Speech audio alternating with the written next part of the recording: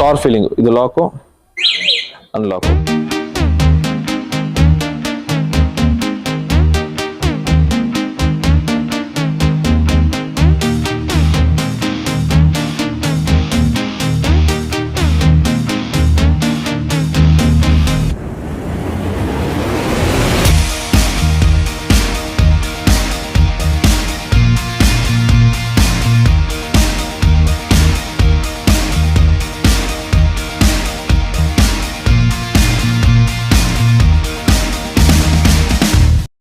Hi hello ನಮಸ್ಕಾರ, ನಾನು mister ಮಧು.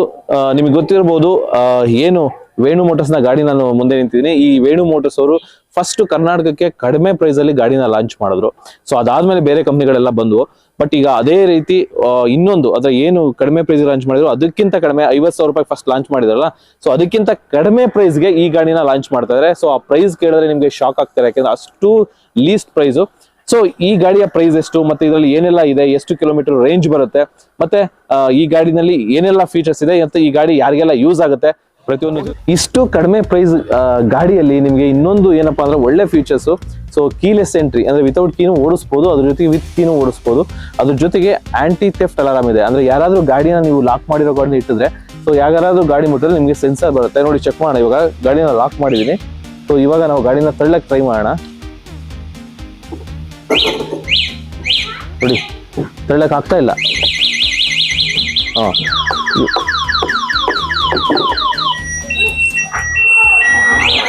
So ನೋಡಿದ್ರಲ್ಲ, ಈ ಗಾಡಿ ಏನಾದ್ರು ನೀವು ಎಲ್ಲ ನಿಲ್ಸಿ ಲಾಕ್ ಮಾಡೋದ್ರೆ, ಈ ಗಾಡಿನ ತಳ್ಳಬೇಕು ಅಂದ್ರೆ ಪ್ರಯತ್ನ ಪಟ್ರೆ ಸೊ ಈ ಗಾಡಿನ ತಳ್ಳೋದಿಕ್ ಆಗೋದಿಲ್ಲ.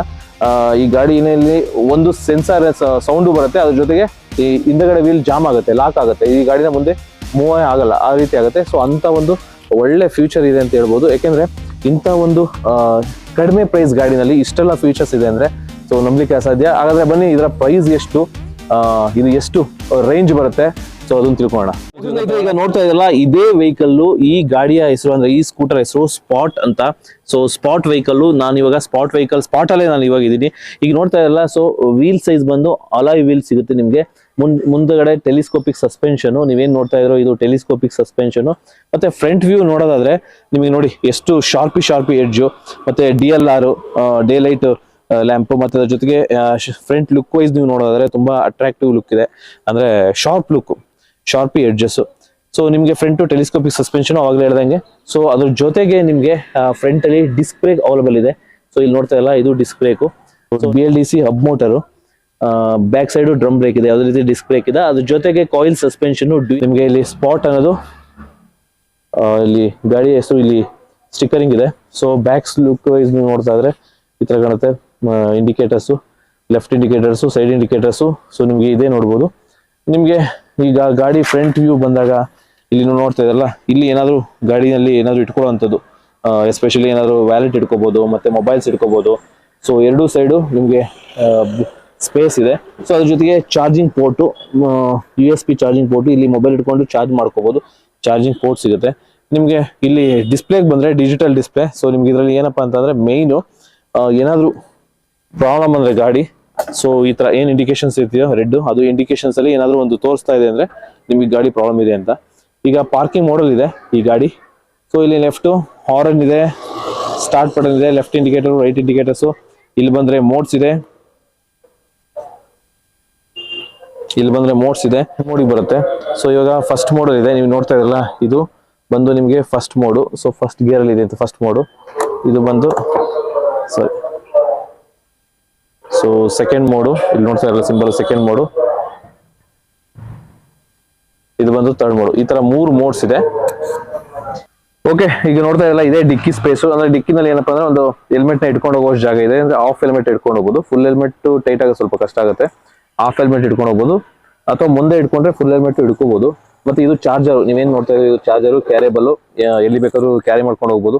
ಇದು ಸೇಫ್ಟಿ ವೈಸ್ MCB ಇದೆ. ನಿಮ್ಗೆ ಏನಾದ್ರು ಗಾಡಿ ತುಂಬಾ ದಿನ ನಿಲ್ಲಿಸ್ತೀನಿ, ಒಂದ್ 2-3 ದಿನ ನಿಲ್ಲಿಸ್ಬಿಟ್ಟು ಮನೇಲಿ ಹೊರಗಡೆ ಹೋಗ್ತೀನಿ ಅಂದ್ರೆ ಆಫ್ ಮಾಡ್ಕೊಂಡು ಹೋದ್ರೆ ನಿಮ್ಗೆ ಸೇಫ್ಟಿ. ಸೊ ಸರ್ಕ್ಯೂಟ್ ಸೇಫ್ಟಿ ಆಗಿರುತ್ತೆ.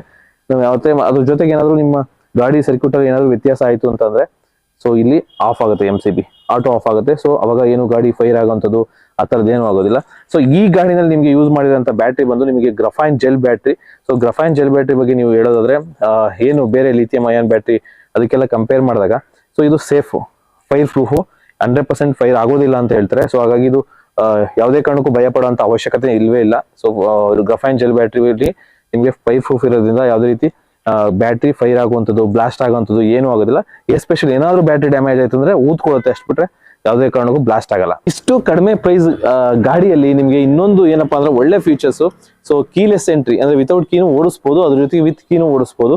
ಅದ್ರ ಜೊತೆಗೆ ಆಂಟಿ ಥೆಫ್ಟ್ ಅಲಾರಾಮ್ ಇದೆ. ಅಂದ್ರೆ ಯಾರಾದ್ರೂ ಗಾಡಿನ ನೀವು ಲಾಕ್ ಮಾಡಿರೋ ಗಾಡಿನ ಇಟ್ಟಿದ್ರೆ ಸೊ ಯಾರಾದ್ರೂ ಗಾಡಿ ಮುಟ್ಟಿದ್ರೆ ನಿಮಗೆ ಸೆನ್ಸರ್ ಬರುತ್ತೆ. ನೋಡಿ ಚೆಕ್ ಮಾಡೋಣ. ಇವಾಗ ಗಾಡಿನ ಲಾಕ್ ಮಾಡಿದೀನಿ. ಸೊ ಇವಾಗ ನಾವು ಗಾಡಿನ ತಳ್ಳಕ್ ಟ್ರೈ ಮಾಡೋಣ. ನೋಡಿ ತಳ್ಳಕ್ ಆಗ್ತಾ ಇಲ್ಲ.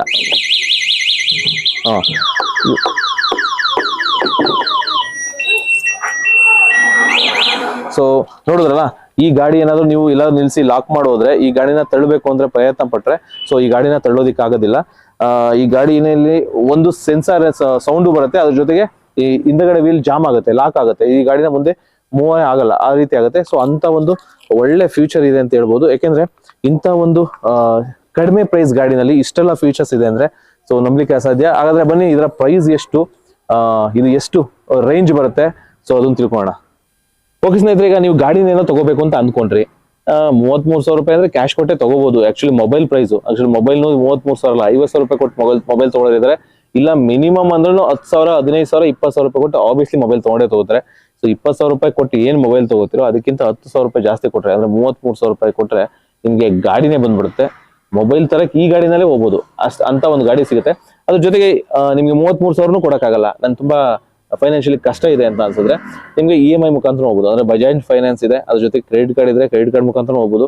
33,000 ರೂಪಾಯಿಗೂ ನಿಮ್ಗೆ ಲೋನ್ ಬೇಕು ಅಂತಂದ್ರೆ ಲೋನ್ ಫೆಸಿಲಿಟೀಸು ಇದೆ. ಓಕೆ, ಈ ಗಾಡಿ ಪ್ರೈಸ್ ಎಷ್ಟು ಅಂತ ತಿಳ್ಕೊಳಕ್ಕೆ ಕ್ಯೂರಿಯಸ್ ಆಗಿದ್ರೆ ಅಂತ ಅನ್ಸುತ್ತೆ. ಈ ಗಾಡಿಯ ಪ್ರೈಸ್ ಬಂದು ನಿಮ್ಗೆ 33,333 ರೂಪಾಯಿ, ಅಂದ್ರೆ 3333. ಸೊ ಎಲ್ಲ 3ನೇ ಬರುತ್ತೆ. ಸೊ 33,333 ರೂಪಾಯಿಗೆ ಈ ಸ್ಪಾಟ್ ವೆಹಿಕಲ್. ಸೊ ನಿಮ್ಗೆ ಎಷ್ಟು ರೇಂಜ್ ಬರುತ್ತಪ್ಪ ಅಂತಂದ್ರೆ 45ರಿಂದ 50 ಕಿಲೋಮೀಟರ್ ರೇಂಜ್ ಬರುತ್ತೆ. ಇಲ್ಲ ನನಗೆ ಇನ್ನೂ ಜಾಸ್ತಿ ಬೇಕು, ತುಂಬಾ ಲಾಂಗ್ ಬೇಕಂದ್ರೆ ಅದನ್ನು ಮಾಡ್ಕೊಡ್ತಾರೆ, ಸ್ವಲ್ಪ ಪ್ರೈಸ್ ಜಾಸ್ತಿ ಆಗುತ್ತೆ, ವೇರಿ ಆಗುತ್ತೆ. ಸೊ ಇವ್ರು ಕೊಟ್ಟಿರ್ತಕ್ಕಂಥ ಪ್ರೈಸ್ಗೆ ನಿಮಗೆ 45ರಿಂದ 50 ಕಿಲೋಮೀಟರ್ ಮೈಲೇಜ್ ಬರುತ್ತೆ. ಸೊ ನಿಮಗೆ ಲೋಕಲ್ ಓಡಿಸೋದಕ್ಕೆ, ಎಸ್ಪೆಷಲಿ ಮಕ್ಕಳನ್ನ ಸ್ಕೂಲಿಗೆ ಬಿಡೋದಕ್ಕೆ, ಅಂದ್ರೆ ಮಕ್ಕಳನ್ನ ಸ್ಕೂಲಿಂದ ಕರ್ಕೊ ಬರೋದಕ್ಕೆ, ಎಸ್ಪೆಷಲಿ ಈವನ್ ಕಾಲೇಜ್ ಹೋಗೋ ಹುಡುಗರುಗಳು ಕಾಲೇಜ್ಗೆ ತಗೊಂಡು ಹೋಗ್ಬೋದು. ಅಂದ್ರೆ ಲೋ ಸ್ಪೀಡ್ ವೆಹಿಕಲ್ ಆಗಿರೋದ್ರಿಂದ ನಿಮ್ಗೆ ಮಕ್ಕಳು ತಗೊಳ್ಬಹುದು. ತುಂಬಾ ಚಿಕ್ಕ ಮಕ್ಕಳಲ್ಲ, ಸೊ ಒಂದು ಅವರೇಜ್ ಒಂದು 15 ಇಯರ್ಸ್ ಎಬೋ, ಒಂದು 18 ಇಯರ್ಸ್ ಎಬೋ ಆರಾಮಾಗಿ ಓಡಿಸ್ಕೋಬಹುದು ಮಕ್ಕಳು. ಓಕೆ, ಗಾಡಿ ಪ್ರೈಸು ಇಷ್ಟು ಕಡಿಮೆ ಸಿಗ್ತಾ ಇದೆ, ವಾರಂಟಿ ಎಷ್ಟು ದಿನ ಸಿಗುತ್ತೆ ಅಂತ ಯೋಚನೆ ಮಾಡ್ತಾ ಇದ್ದಾರೆ. ಸೊ ವಾರಂಟಿ ನಿಮಗೆ 1 ವರ್ಷ ವಾರಂಟಿ ಇರುತ್ತೆ. ಬ್ಯಾಟ್ರಿ, ಮೋಟರು ಮತ್ತೆ ಕಂಟ್ರೋಲರು ನಿಮಗೆ 1 ವರ್ಷ ವಾರಂಟಿ ಇರುತ್ತೆ. ಏನಾದ್ರು ನಿಮಗೆ ಪ್ರಾಬ್ಲಮ್ ಆಯ್ತು ಅಂದ್ರೆ ನಿಮಗೆ ಸರ್ವಿಸ್ ನ ಮಾಡ್ಕೊಡ್ತಾರೆ. ಅದು ನಿಮಗೆ ಈ ಗಾಡಿ ಇಷ್ಟ ಆಯ್ತು ಅಂತಂದ್ರೆ ನೀವು ಮಾಡ್ಬೇಕಾದ್ರೆ ಇಷ್ಟೇ, ವೇಣು ಮೋಟರ್ಸ್ ನ ಅಡ್ರೆಸ್ ನ ಡಿಸ್ಕ್ರಿಪ್ಷನ್ ಹಾಕಿರ್ತೀನಿ, ಅದ್ರ ಜೊತೆಗೆ ಕಾಂಟ್ಯಾಕ್ಟ್ ನಂಬರ್ನು ಹಾಕಿರ್ತೀನಿ. ನೀವು ಕಾಂಟ್ಯಾಕ್ಟ್ ಮಾಡ್ಕೊಂಡು ನೀವು ಕರ್ನಾಟಕದಲ್ಲಿ ಎಲ್ಲೇ ಇದ್ರು ಬುಕ್ ಮಾಡ್ಕೋಬಹುದು. ಸೊ ನಿಮ್ಗೆ ಅಲ್ಲಿಗೆ ಗಾಡಿನ ಡೆಲಿವರಿ ಅಂದ್ರೆ ಕೊರಿಯರು ಮಾಡ್ಕೊಡ್ತಾರೆ. ನೀವು ಅದ್ರ ಜೊತೆಗೆ ಇಲ್ಲಿ ನಿಯರೆಸ್ಟ್ ಇದೀರಾ ಅಂದ್ರೆ ಬಂದು ಟೆಸ್ಟ್ ಡ್ರೈವ್ ಮಾಡಿ ನಿಮ್ಗೆ ಗಾಡಿ ಇಷ್ಟ ಆಯ್ತು ಅಂದ್ರೆ ತಗೋಬಹುದು.